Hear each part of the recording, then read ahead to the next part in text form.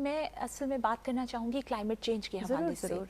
क्योंकि climate change एक reality है और हम सबको उसे फेस करना पड़ रहा है। अब क्लाइमेट चेंज के लिए दो स्ट्रैटेजीज होती हैं जो मेन स्ट्रैटेजीज हैं, एक है मिटिगेशन और एक है एडेप्टेशन। ठीक है। अब पाकिस्तान को अगर देखा जाए तो पाकिस्तान ग्रीन हाउस गैसेस की एमिशंस में कोई रोल प्ले नहीं कर रहा, लेकिन जो टॉप कंट्रीज हैं 10 कंट्रीज दुनिया में जो क्लाइमेट चेंज से इफेक्ट हो रही हैं या क्लाइमेट चेंज की विक्टिम्स हैं, उनमें पाकिस्तान उस लिस्ट में शामिल है। तो इस वजह से हमें मिटिगेशन पे तो हम नहीं जा सकते क्योंकि हम तो वो काम कर ही नहीं रहे, हम कोई प्रॉब्लम क्रिएट कर ही नहीं रहे, लेकिन हमें अडेप्टेशन की तरफ जाना है क्योंकि सबसे बड़ा प्रॉब्लम हमारे ग्लेशियर मेल्टिंग का है।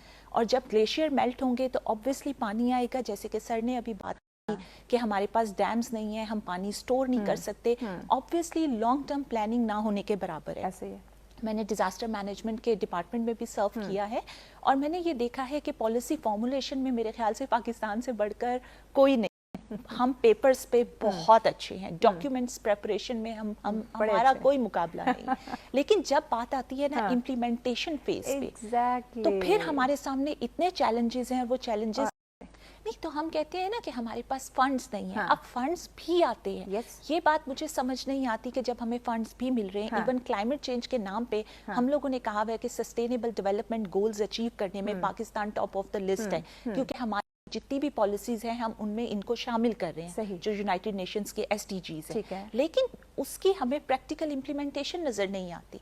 अब जो फ्लड्स की सूरत हाल तरफ जा सकोगे, अभी देखें एक फ्लड आता है, उस फ्लड से 1% GDP हमारा कम हो जाता है, ये तो डायरेक्ट इफेक्ट है, लेकिन उसके बाद फिर जो रिहैबिलिटेशन होती है और उसके बाद जो प्रॉब्लम्स हमें फेस करनी पड़ती हैं, उसके बाद GDP मजीद गिरता है और इकोनॉमिक सिचुएशन खराब से खराब तर होती जाती है। और मेरे ख्याल से जब से पाकिस्तान बना है, at the time of establishment of